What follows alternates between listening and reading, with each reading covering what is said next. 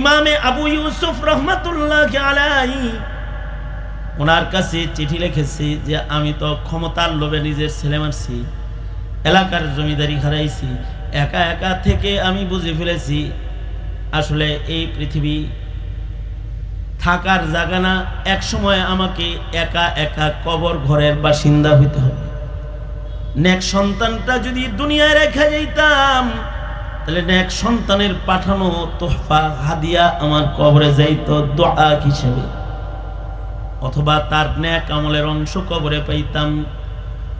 এখন যে আমি সব হারাইয়া ঘরের ভেতরে একা হইলাম, কবর ঘরেও তো একা হয়ে গেলাম। কি করলে মহান আল্লাহ আমাকে ক্ষমা করতে পারে? ইমামে আবু ইউসুফ তার চিঠির জবাবে তাকে বললেন, নিজের ঔরসের দোয়া বন্ধ হয়ে গেছে, তারপরেও মরার আগে একটা কাজ করে যান, কোরআনে কারীম মুখস্থ করার ইলমে দ্বীনের খেদমত করে যান। যদি আপনি মৃত্যুর পরে কিছু মানুষকে কোরআন মুখস্থ করায় যাইতে পারেন, দ্বীন শিখায় যাইতে পারেন, আপনার পরে তারা দ্বীন আরেকজনের শিখাবে, তারা আরেকজনের শিখাবে কিয়ামত পর্যন্ত।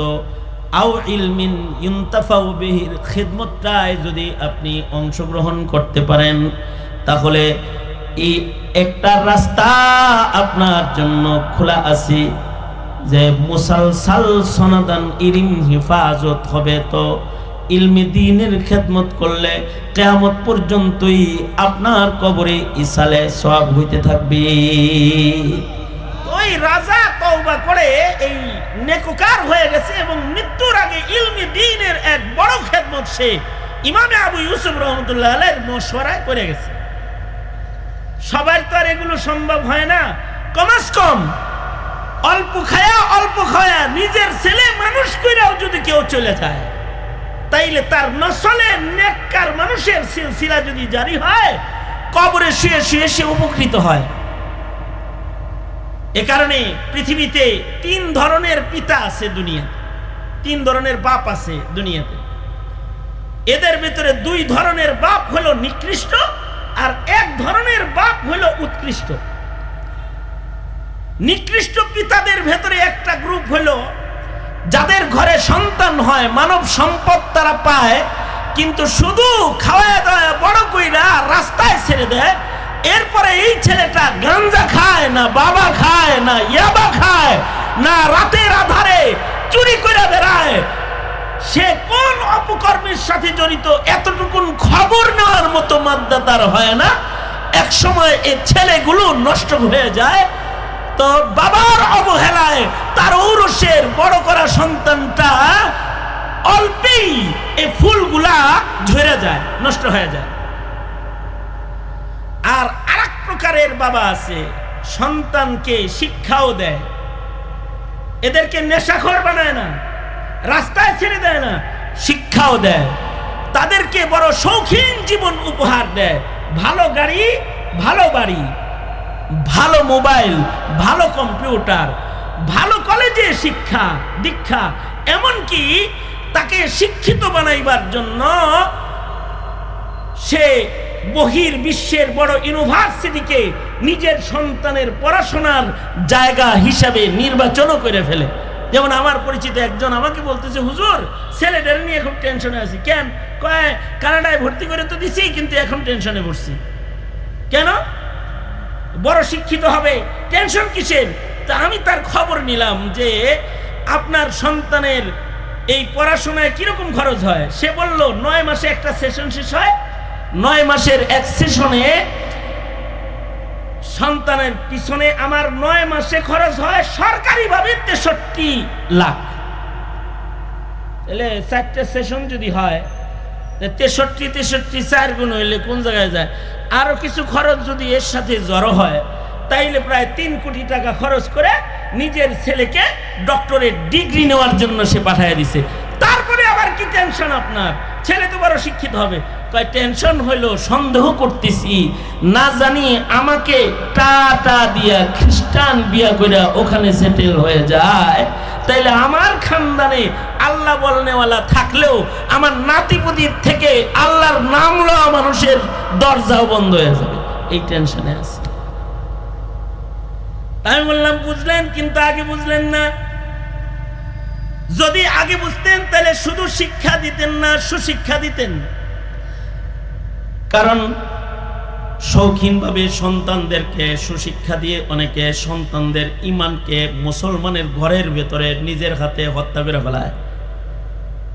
হযরত থানবী উপমা দিয়ে বলেছেন, রসিক পাখিওয়ালা পাখি লালন পালন করে স্বর্ণের খাঁচায়, এমন খাঁচার ভেতরে পাখি পালতেছে যে খাঁচাটা স্বর্ণের, খাঁচার দরজাটাও স্বর্ণের, খাঁচার ভেতরে পাখি খাওয়ার প্লেটটা ট্রেটাও স্বর্ণের, খাঁচার ভেতরে পাখি উড়াল দিয়ে যে ডালে বসবে এই ডালটাও স্বর্ণের বানাইছে। এত শৌখিন পাখি লালন পালনকারীর খাতায় তার নাম, কিন্তু তার একটা দোষ আছে, সোনার খাঁচায় পাখি রাখছে কিন্তু পাখিরে টাইম মতো খাওন দেয় না, দানা পানি দেয় না।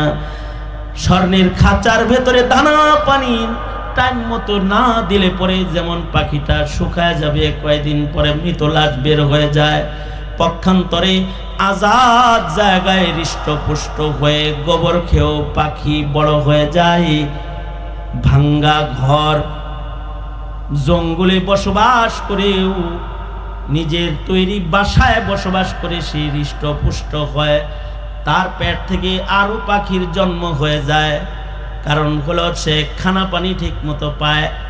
হাকিম মোহাম্মদ থানবী বলেন, শৌখিনভাবে সন্তান পাইলা আরামে খাওয়ায়া পড়ায়া অনেক সময় তার রুহানি ইমানি আমলি খোরাক না দেওয়ার কারণে সোনার খাঁচায় লালন পালনকারী সন্তানটাও মৃত বেঈমান নাস্তিক মুরতাদ হয়ে মুসলিম ঘর থেকে সে বের হয়ে যায়। তার বংশে মুসলমান জন্মগ্রহণ করার দরজা বন্ধ হয়ে যায়। আর যদি গাছতলায় বসবাস করেও নিজের সন্তানটারে আদব আখলাক শিখাইয়া দেওয়া যায়, ইমান শিখাইয়া দেওয়া যায়, কম খেয়ে কম পড়েও বংশ ও খানদানের ভেতরে আল্লাহর নাম জপনেওয়ালা মানুষের সিলসিলা জারি হয়ে যায়। খাওয়াইছে তো ভালো, পড়াইছে তো ভালো, শিক্ষাঙ্গন চয়ন করেছে ভালো, কিন্তু শিক্ষা দীক্ষা দেওয়ার পরে দিন ও ঈমান না শিখানোর কারণে এই সন্তানটাই হয়ে গেছে জমিনের উপরে জাতির জন্য শিক্ষিত শয়তান, শিক্ষিত চোর, শিক্ষিত ডাকাত, শিক্ষিত স্মাগলার, শিক্ষিত মুনাফিক, শিক্ষিত কাদিয়ানি, শিক্ষিত নাস্তিকে রূপান্তরিত হয়ে যায়। শিক্ষা দিয়েছে কিন্তু তাকে ঈমান আমলের খোরাক উপহার দেয় নাই। পক্ষান্তরে যদি সন্তানকে দারিদ্রতার ছায়ায় লালন পালন করেও যদি রব চিনায় দেওয়া যায়, আল্লাহ চিনায় দেওয়া যায়, তাকে যদি আখলাক ও মনুষ্যত্বের তালিম প্রদান করা যায়, তখন এই পিতা মরে গেলেও তার আখলাক তার আমালের উপকার পিতা কবরে শুয়ে শুয়ে পায়। এই পিতাগুলা হলো উৎকৃষ্ট পিতা, লুকমানের মতো আদর্শ পিতা। আর যারা সন্তান বরবাদ করে যায় তারা পিতা মাতার রাজ্যের এক নিকৃষ্ট বাবা মার খাতায় তাদের নাম চলে যায়, যে এই বাবা মা গুলা সন্তানের কারণে দোজখের আগুনে নিক্ষিপ্ত। যেমন আপনাদের এলাকার কিছু বাবা মা আছে, যেই বাবা মা গুলা সন্তানদেরকে হাফেজ সাহেব বানাইছে, হাফিজুল কোরআন কাফেলা, এরা এদের সন্তানদেরকে কোরআনের হাফেজ বানাইছে, সন্তানগুলাকে গড়ছে। যে সন্তানগুলা আবার ঐক্যবদ্ধ হয়ে সমাজের মানুষের দিন শেখানোর জন্য মাহফিল করছে, সমাজের মানুষকে সেবা করার জন্য হিলফুল ফুজুল সংগঠন দাঁড় করাইছে, মনুষ্যত্বের কাজ করার জন্য উদ্যোগ গ্রহণ করেছে। এই সন্তানগুলা দুনিয়ার মাটিতেও বাবা মার জন্য উপকারী সন্তান।